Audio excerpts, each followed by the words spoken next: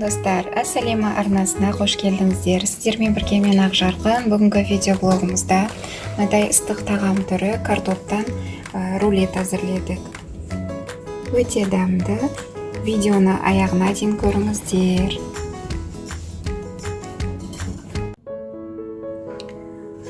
Ең алдымен картопымызды турап аламыз, жұқа дөңгелектеп, және сырымызды үккіштен өткізіп аламыз.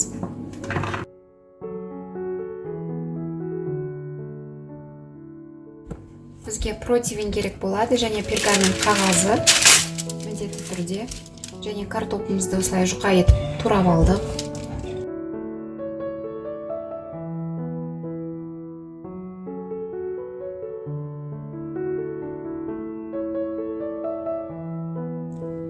Картоптарымызды орналастырып шықтық. Енді біз үстіне тұз себеміз кішкене.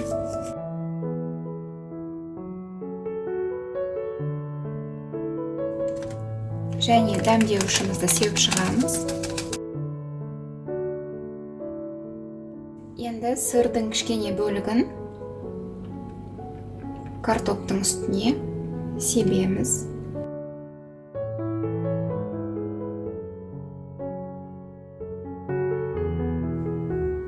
Енді картопымызды 180 градуста 20 минутқа пісіріп аламыз.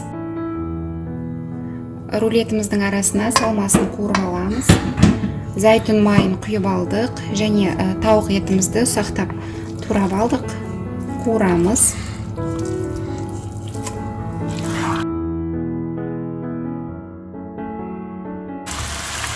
Тақымына қарай тұз себеміз. Пиязымызды саламыз.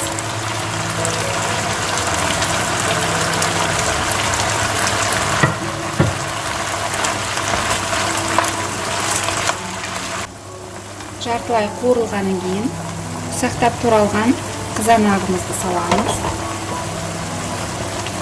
Және сарымсақ.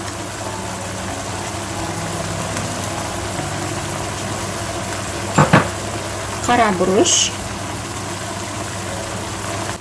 Және тауық етіне арналған дәмдеуіш.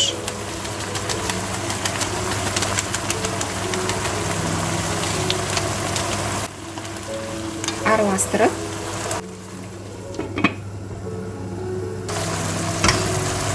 қызанақтың суы тартылып, жақсылап қуырылып болған кезде отты өшіреміз.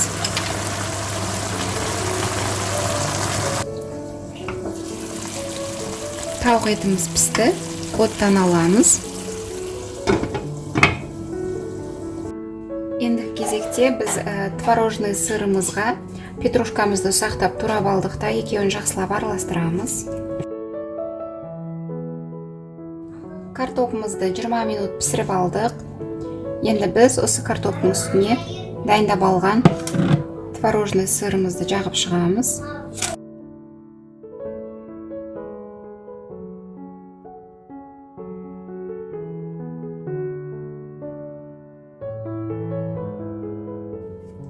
Енді бетіне тауығымызды салып шығамыз.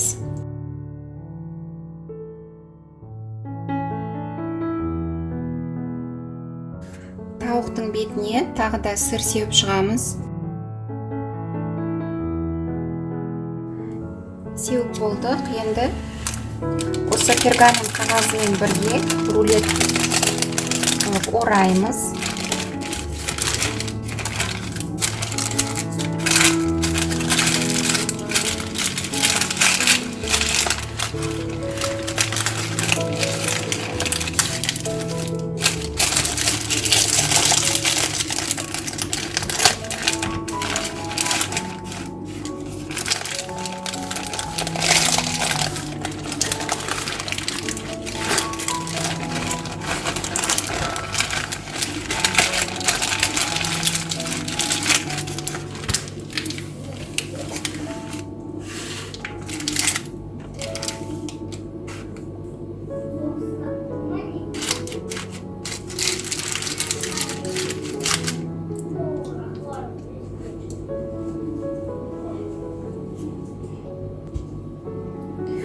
Мінекей біз орап болдық.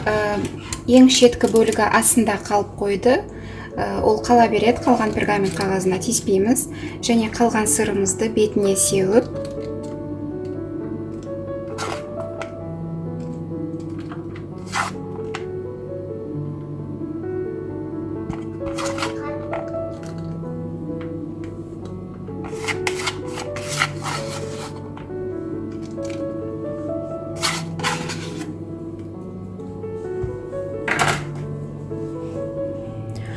«150 градуста 15 минутқа тағы да духовкада ұстаймыз».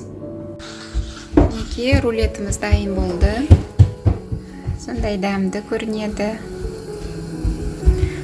Қазір кесіп тарелкаға саламыз.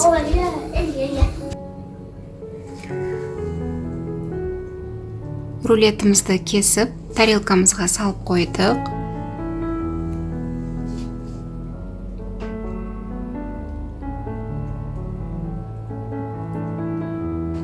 Өте дәмді болыпты тағамымыз. Егер рецепт ұнаса, міндетті түрде пісіріп көріңіздер. Және каналға жазылып, лайк басуды ұмытпаңыздар.